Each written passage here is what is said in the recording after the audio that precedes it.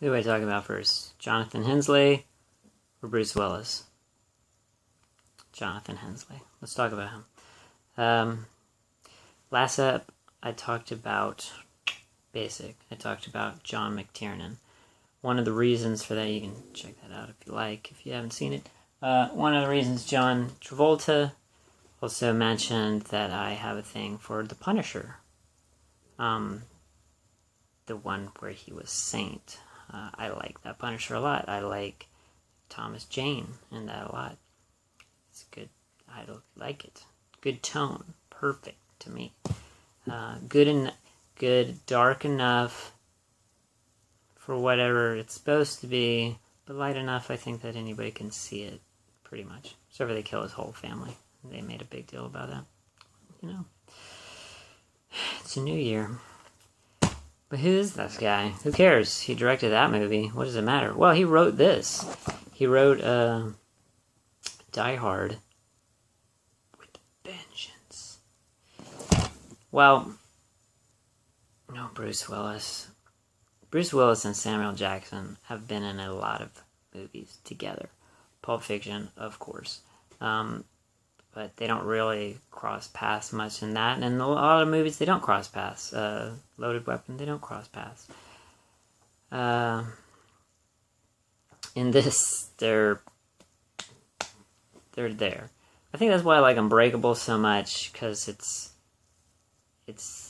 an interesting friendship. And then Glass is coming up. But Bruce Willis, man, he has been on the phone a lot while he's acting. He don't seem to care about anything. The last Die Hard film was, I'm on vacation. You know, dude. Look, just stop. But I want Glass. I want Glass to be good. I really do. I like M. Night, and he's willing to do that. He's willing to make another Die Hard. Gosh, I hope it's with John McTiernan and not somebody like Rennie Harlin. Rennie Harlin made the second, and it's not good. Die Hard on a Plane, don't care. This movie, brilliant. So, we can get into it now. John McTiernan comes back from making the first Die Hard to make the third Die Hard. Why? Because it's got a great script. It's got some great ideas. Let's get him out of the building. Let's get him on the street. He's being tortured by somebody. He's being put in some super dangerous situations. It deals with the race problems that were going on. Still kind of going on. But at this time, I was living it. It was kind of intense. So, you got a guy who don't really like white people. Like, Bruce Willis, I don't think his character could care less about. He just don't be somebody shooting at him, you know, and don't be committing crimes, and we'll be good. Samuel Jackson's character don't really like white people very much, and he pretty much keeps to himself. He's definitely a smart person, but he realizes he's gonna have to help this guy who seems mentally. Bruce Willis now naked with a sign. Basically, it's racism on the sign, and he's being tortured by somebody. Who is it? Jeremy Irons. Jeremy Irons seems to have this plan. He's putting bombs all around the city. And there's puzzles for each one of the bombs. And if they don't solve the puzzle, problem.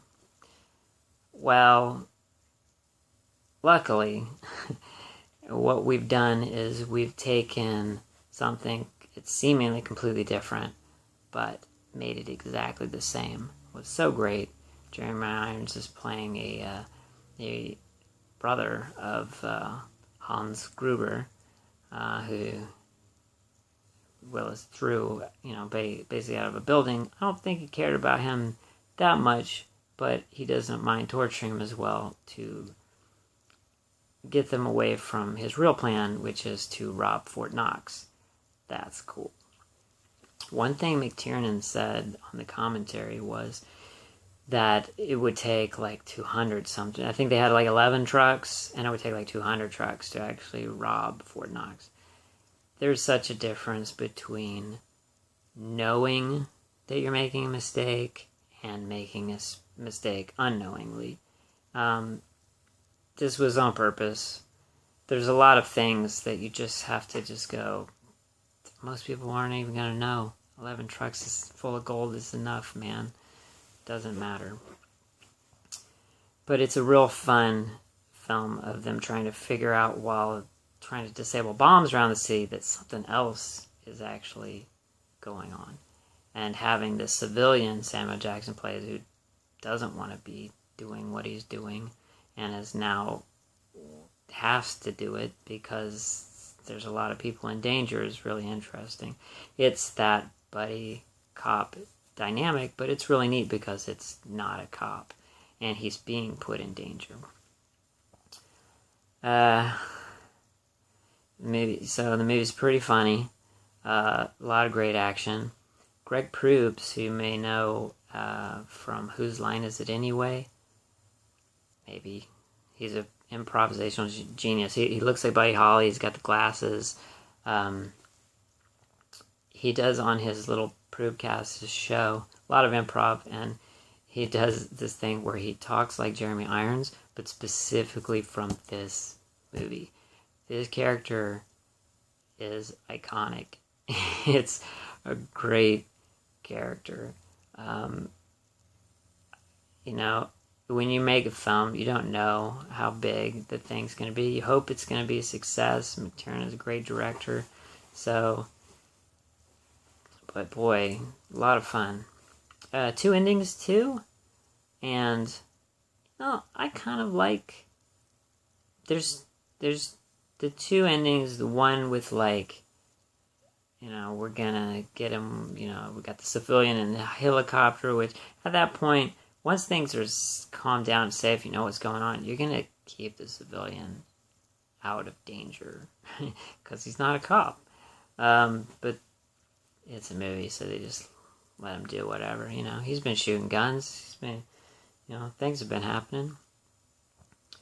There's a better ending, but I think it's maybe too dark for some audience members, where Bruce Willis comes and basically just assassinates Jeremy Irons' character, flipping this bazooka and getting him to kill himself. It's a little dark. It's the kind of like, if you ever seen Smoking Aces, there's 2 endings for that. There's the slow, dramatic, great ending that they used, and then there's the cowboy ending where Ryan Reynolds goes and just kills both the people instead of unplugging their thing, locking himself in a room with banging door and just waiting for these people to die, which is awesome.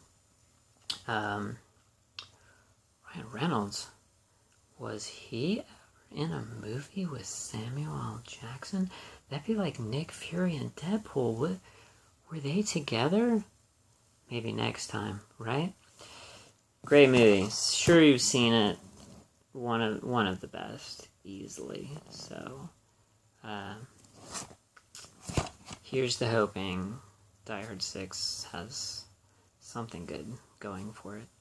Really would like to see John McTiernan back. It's been 4 years or something since he's been out of prison, completely bankrupted.